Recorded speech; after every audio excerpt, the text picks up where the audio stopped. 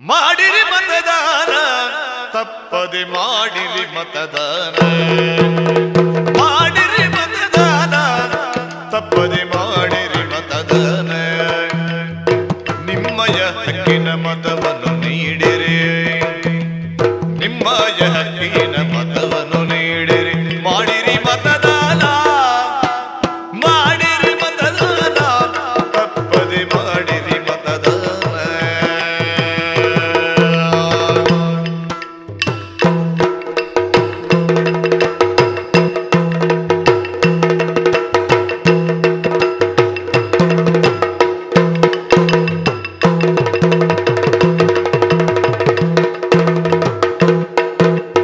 ಪ್ರಜಾಪ್ರಭುತ್ವದ ನೆಲೆಯನ್ನು ತಿಳಿಯಿರಿ